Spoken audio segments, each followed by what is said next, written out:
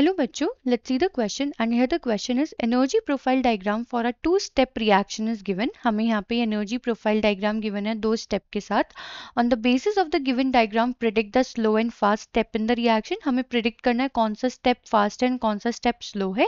Explain it on the basis of collision theory. Predict the factors that favor the formation of reactants from the product. और हमें वो factors भी बताने जो कि फेवरेबल होंगे जब हमारा रिएक्टेंट से प्रोडक्ट बनेगा.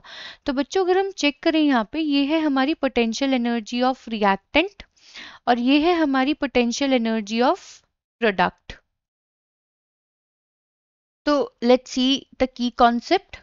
अकॉर्डिंग टू द डायग्राम बच्चों अगर हम देखें तो यहाँ पे हमारा जो पोटेंशियल एनर्जी ऑफ रिएक्टेंट है वो ज़्यादा है as compare to the potential energy of product के.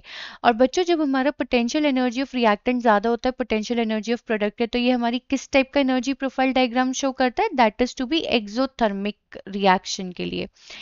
यानी कि यहाँ पे जो हमारी रिएक्शन हो रही होगी reactant to product in the forward direction, यहाँ पे लिख लेते हैं इन दी फॉरवर्ड डायरेक्शन, तो वो होगी हमारी एक्सोथर्मिक रिएक्शन. ये तो हमें समझ में आ गया है. यहाँ पे हमारे दो एक्टिवेशन एनर्जी यहाँ पे में टू पीक्स गिवन है यानी कि हमारी दो एक्टिवेशन एनर्जी है.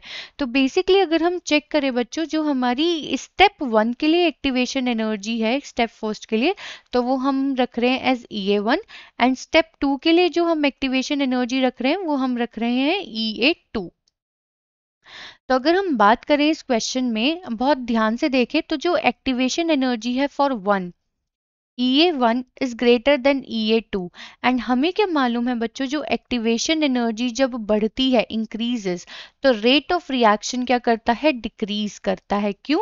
क्योंकि बच्चों एक्टिवेशन एनर्जी क्या होती है हमें मालूम है जैसे कि एक्टिवेशन एनर्जी होती है कि ये मिनिमम अमाउंट ऑफ एनर्जी जो हमें चाहिए होता है मिनिमम अमाउंट ऑफ एनर्जी जो चाहिए होता है रिएक्टेंट से प्रोडक्ट बनाने के लिए. और अगर यही ज्यादा है तो रेट ऑफ रिएक्शन तो ऑब्वियसली कम होगा.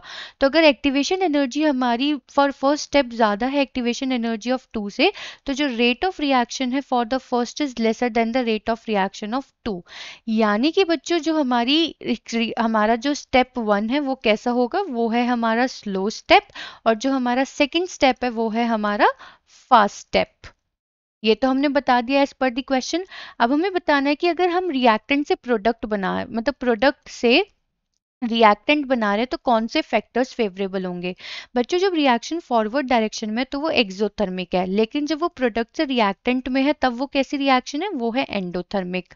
तो अगर हम बात करें बच्चों एंडोथर्मिक रिएक्शंस की तो उनके लिए कौन कौन से फैक्टर्स फेवरेबल होते हैं एज पर दी ली-चाटलेस प्रिंसिपल?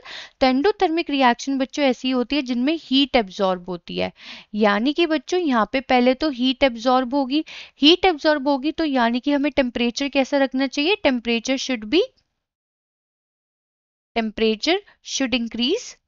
अगर हम टेम्परेचर इंक्रीज करेंगे तब प्रोडक्ट से रिएक्टेंट बनेगा और हमें यहाँ पे वॉल्यूम भी इंक्रीज रखना चाहिए so that pressure will be less जिससे कि ये प्रोडक्ट से रिएक्टेंट बना सके.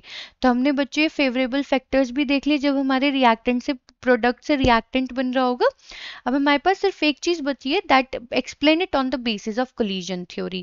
तो बच्चों अगर हम बात करें on the basis of collision theory तो कोलिजन थ्योरी क्या कहती है कि जो हमारे रिएक्टिंग मॉलिक्यूल्स हैं मतलब चाहे वो प्रोडक्ट वाले हो चाहे वो रिएक्टेंट वाले हो यानी कि जो हमारे कोलाइडिंग मॉलिक्यूल्स हैं उनके पास कुछ एनर्जी होनी चाहिए. वो एनर्जी क्या होती है? वो होती है थ्रेशोल्ड एनर्जी जिससे कि वो एक दूसरे के साथ कोलाइड कर सके.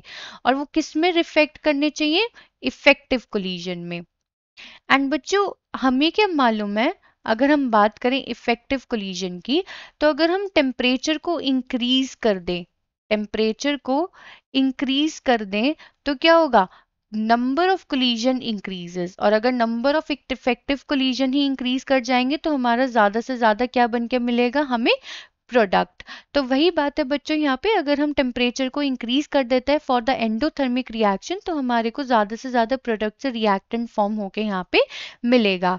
तो बच्चों इस क्वेश्चन में हमसे 3 चीजें पूछी गई थी कि एक तो हमें स्लो एंड फास्ट स्टेप बताने थे तो हमने बता दिया कि जो हमारा स्टेप 1 है वो तो है स्लो स्टेप एंड जो हमारा स्टेप 2 है वो है हमारा fast step as per the activation energy. उसके बाद अगर हमें प्रोडक्ट से रिएक्टेंट कन्वर्ट करना यानी कि बैकवर्ड रिएक्शन है एंडोथर्मिक होगी, बिकॉज फॉरवर्ड तो है एक्सोथर्मिक, तो उसमें हीट एब्जॉर्ब होगी। तो अकॉर्डिंग टू लेट-चैटलेस प्रिंसिपल टेम्परेचर ज़्यादा होना चाहिए, वॉल्यूम भी ज़्यादा, so that pressure can decrease and product से रिएक्टेंट बने।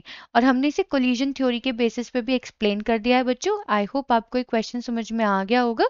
Thank you.